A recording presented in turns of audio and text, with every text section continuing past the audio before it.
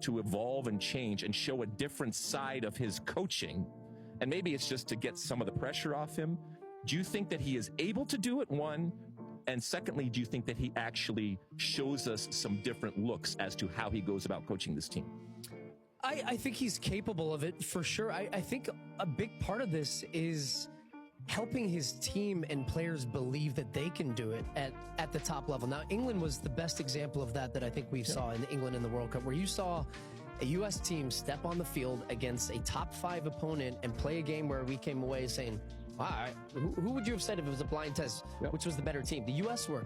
Now, then the game against the Netherlands in a knockout situation, we kind of crumbled a little bit. And some of that is coaching, but some of that, I think, again, is on this group maturing and reaching their potential. So the question we're really asking is, can Greg help this group of players, which I think is talented enough, reach their potential?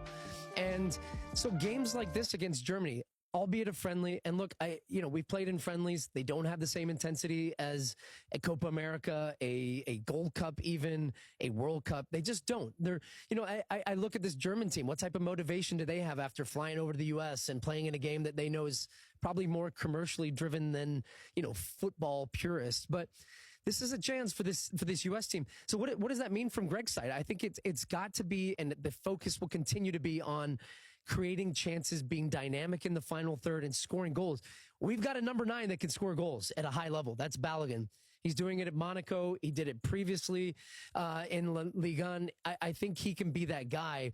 We have Weah. We have Pulisic. Look, you don't need me to list off the names of players. The talent is there.